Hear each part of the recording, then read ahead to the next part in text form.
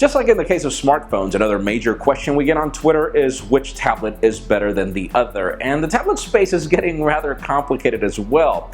Not for the same reason as smartphones. Actually, tablets have declined in sales, and they've also started converging with computers in certain cases, up to the point where people don't really need a computer because a tablet is enough. So if you're in the market right now trying to figure out which is better for you, we're going to try to help you out.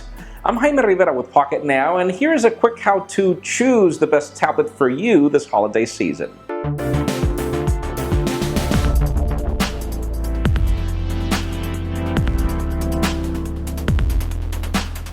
To start, the most important question you have to answer is which platform you want to be on. Just like in the case of smartphones, applications that come from one platform like Android don't port to iOS. But in the case of tablets, there are some benefits depending on whichever smartphone platform you own. Particularly if you own an iPhone, most likely most of your applications will work on an iPad. So that could be the best bet, but then again, iPads are not necessarily the best tablets if you want to use them for work, for example. This would be Windows. So this is the first question you need to answer, and obviously the following segments will focus on which is the best tablet out of which.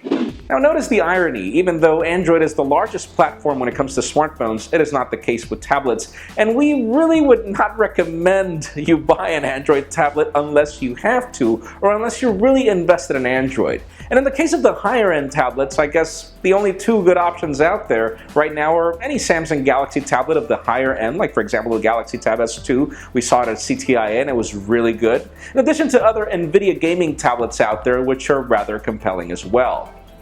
If you don't want to invest that much money in a tablet, you can also go to the mid-range, but then again, we've got this category of Nexus tablets that's become extremely affordable this year. For example, if you want the Nexus 9, you can get it for a crazy price tag right now online. And in the case of the Nexus 7, it is still a very good tablet that is well sold and that is still available in certain areas, and you can pay very little money for it, and it still is a great tablet. Now, if you want to go even lower than that, we would not recommend it. The biggest problem with Android tablets is, yes, it's full of $50, $100, $30 tablets, but then you've got terrible displays, and in the case of Android and in the case of tablets, the display is everything. Or you've got very little storage, and you're then going to be struggling with storage issues because in Android storage is everything. Or then we have issues with software updates. Slower end tablets for Android are really, really bad. The lowest we would recommend you go is for the Amazon Kindle Fire tablets that are costing like $50 right now, but then again, you'd have to be invested in the Amazon ecosystem.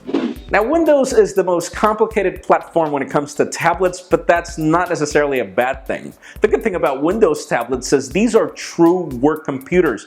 These are not consumption tablets like in the case of Android or iOS. You can actually get stuff done and replace your computer with a tablet. And obviously the best tablets out there right now are the Surface Book and the Surface Pro 4. You are getting every bang for your buck here, but then again the problem is these tablets are not cheap, and they ought to be expensive for what you're getting. These tablets actually compete with a MacBook Pro, just to give you an idea. You can definitely go for the mid-range, but then again there are last year's options that are still good. Like for example the Microsoft Surface Pro 3, which is currently available for like $699, which is the base price tag for a 16GB iPad. That is an amazing price tag, and you're getting a full-fledged computer here. And then obviously you've got other mid-range tablets from ASUS like the Transformer Book lineup. And the good thing about this lineup in particular is that, for example, you pay $300, you get a full computer in that tablet, and you also get the keyboard. And we've also got other Dell tablets and HP tablets that run full Intel Atom processors and pretty much behave like a full computer. It runs full Windows 10. These are great tablets. The problem is when you start going lower in the case of Windows. I particularly tested the ASUS Transformer Book, and it's not really a powerful tablet. It's for the basic things that you need, but then if you go any lower than that, you'll struggle either with RAM issues or clunkiness in the tablet, or you'll deal with Windows 10 but the mobile version, not really the full-fledged version, and this is a terrible experience, particularly when it comes to applications. So again, in the case of the Windows space, If you can pay money, hey, go for the Surface Pros, but you still got the Surface Pro 3, which is still a great tablet. It's still being sold in the Microsoft stores. So I would highly suggest you consider that tablet in particular instead of any other tablet out there.